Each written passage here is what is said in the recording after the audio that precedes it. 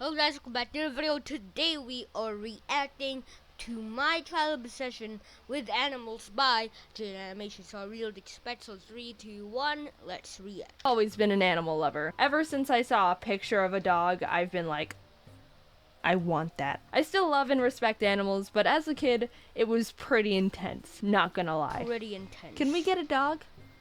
Can we get a dog?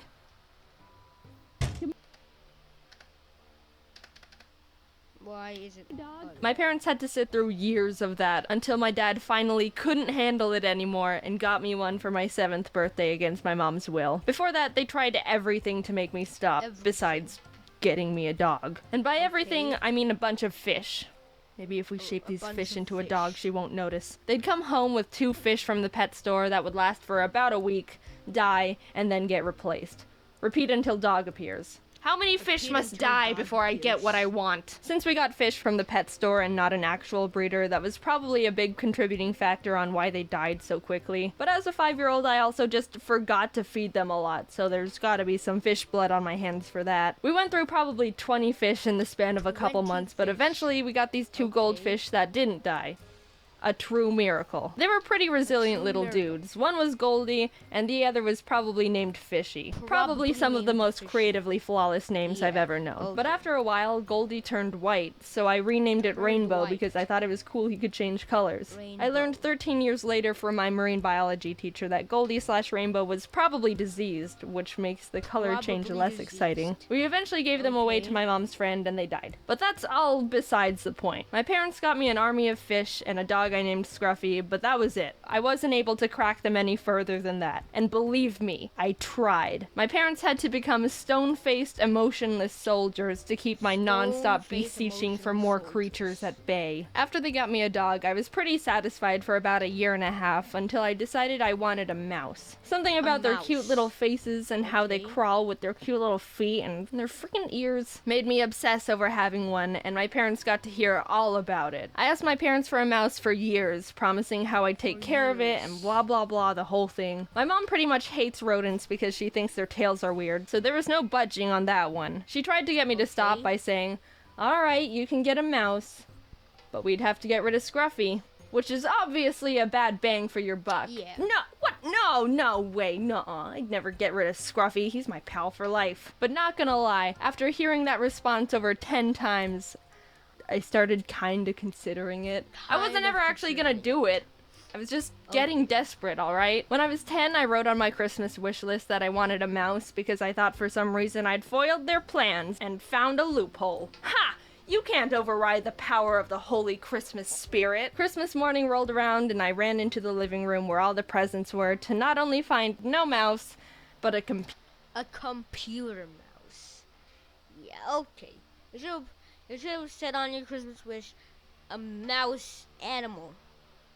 An actual animal mouse. Because, you know, they're not gonna buy you a mouse.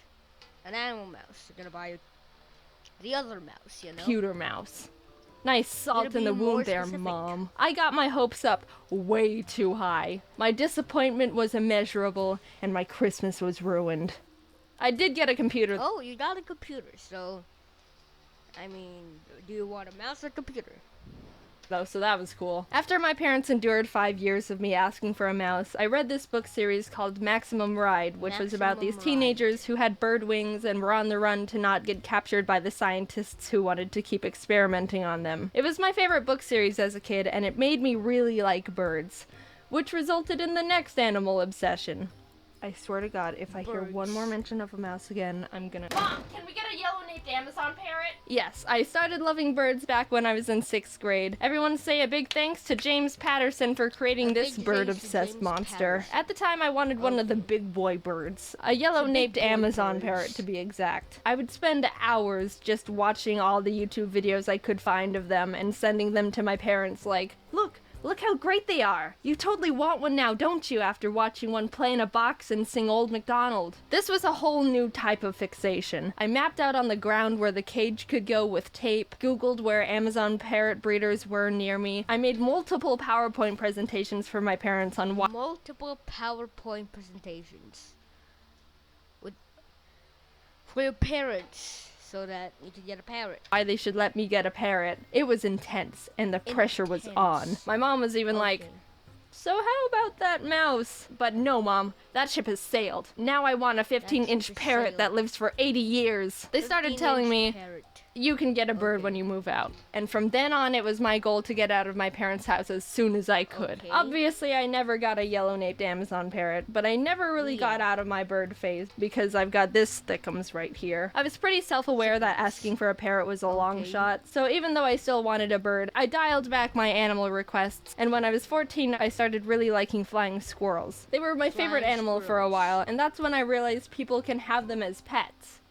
Sugar gliders. Mom, can we... Sugar glider, add that one to the list. I don't think I actually bothered my parents too much about getting flying squirrels as much as the mouse and parrot, but I know they knew I wanted one. Yeah, I mean, it's a pretty exotic pet. A sugar glider, it's a pretty exotic pet. Not as exotic as a lion, but still more exotic than a dog, so it's in the middle.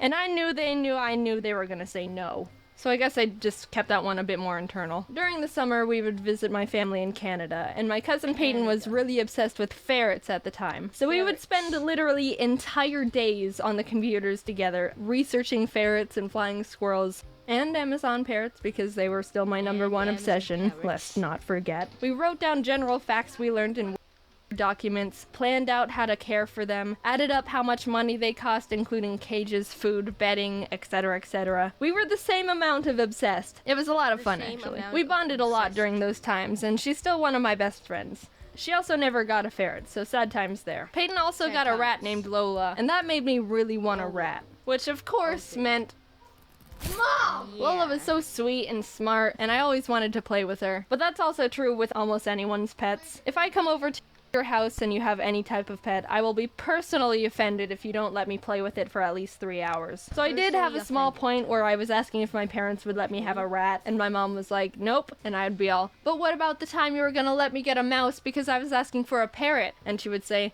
nope, that ship has sailed. That ship is sailed. Touché, mother. During 10th grade, I was also starting to really like raccoons. I thought they were sneaky and cool, and I googled if people had them as pets as a random, not serious thought. But surprise, surprise, some people do have raccoon pets. Yeah. Just kidding, they rip up couches and dig holes in walls, and I'm not that devoted to raccoons. But I still dreamed about having a raccoon buddy someday. Finally, I graduated from high school and moved into a dorm in college that didn't allow pets, which was torture for me. I waited all this time to move out, and I'm still not able to bring a horde of mice, rats, birds, sugar gliders, and maybe a raccoon into the rooms. But YouTube started kicking off shortly after, and I moved back in with my parents to pursue that. Flash forward a bit, and I was finally able to get Ari. After 10 years of wanting a bird, I'd finally done it.